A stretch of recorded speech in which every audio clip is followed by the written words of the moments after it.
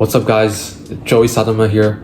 Today I'm going to be talking about this book right here called Atomic Habits, and I'm going to be explaining and breaking down the first law of the behavioral changes, which is make it obvious.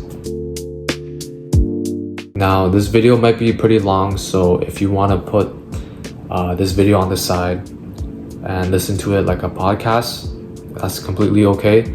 Or if you want to just watch me yap towards the camera, that's also fine. But I think this video will really help people who wants to develop really good habits while breaking bad ones like addictions and whatnot. If you're, regardless of any age, regardless if you're a boy or a girl, if you're watching this video, I hope it will help you as long as you apply the advice, because no matter how many self-improvement videos you watch, if you don't take action, it's not gonna work, right? This video is for those who are like genuinely struggling in life, because our life is literally based around the habits that we perform every day. So if you're struggling with anything right now, stress, depression, or just really want to achieve success, this video is one of those foundations where it will help you achieve whatever you want in life. Now, some background information, what you need to know and understand is that the human brain is a prediction machine. Our brains are really good at noticing what is important and what is not, right? It's gonna sort through all the details. It's gonna highlight all the relevant cues. Cues, what does cues mean? Cues is what triggers that ignition in our brain to perform an action. And this ability to notice these cues is the foundation for every habit that we have. Let's say I see this drink right here. If it's on the table right in front of me, the first thing is that my eyes is gonna pick it up and my brain is gonna read that cue.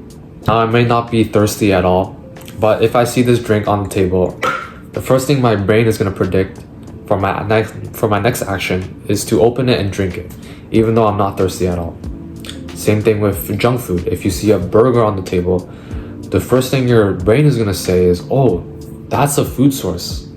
That's a cue to eat it. Because what else are you gonna do with food? Our brains are so wired to just like take the most reasonable action, which is if you see food, you're gonna eat it. Especially since it's really tasty, right? A McDonald's hamburger, it's really hard to resist it. Unless you have insane willpower, it's gonna be really hard to not notice what's in front of us because our brains are a prediction machine. And when we depend on this sort of ability to notice these cues, over time, this is what's called automation. And the more automatic we become, the less likely we think about what we're actually doing, because we're just running on autopilot. This is the reason why a lot of people have addictions, because even though they realize that they're doing these bad things, they're not putting awareness every day, every single day, every single second on what they're constantly doing. One of the ways to combat this is creating this tool called the habit scorecard. I'm gonna list out every single habit that you perform in the morning, in the night, or even in a day, right? But I just want to keep it simple. As you see, I pulled this example straight out of the book. Wake up, turn off the alarm, check my phone, go to the bathroom, blah, blah, blah. And every single habit beside it, you're gonna label it as either a good habit, a bad habit, or a neutral habit. How you're gonna label it is you put a plus or a minus symbol or equal sign symbol. And go ahead, you can take out a pen, a paper, or even pull up the Notes app, Google Documents. It's really easy to do. I want you to go ahead and do it, but if you're just listening to me right now, you don't have to do it right now. You can just think about it, just put in the back of your mind, habit scorecard. This exercise helps bring awareness to what we're doing, to what behavior is helping us become the type of person we want to be. Let's say I really wanted to be a YouTuber, but if I'm just waking up and doom scrolling my bed, is that gonna help me become a YouTuber? No, of course not. If I wake up and hop out of the bed, take out my notebook and immediately write down 3 YouTube ideas for today, that's obviously gonna help me become the type of person I want to be, a YouTuber. You wanna ask yourself, does this habit cast a vote for or against my desired identity? Now, if there's one thing you should take away from this video, is the first step is to be aware of your habits, because we stop paying attention to what we're doing once our habits become automatic. Now, this is only the first step, the first law that we've discussed in this video. In the next video, I'll just talk about the second step or the second law in helping develop good habits and breaking bad ones. But for now, what I want you to do is pay attention to what you're constantly doing. If you notice that every day after you get off work, every day after you get off school, the first thing you do is pick up the PS5 controller. I just want you to be aware of that. Like, you don't have to automatically feel guilty for doing it.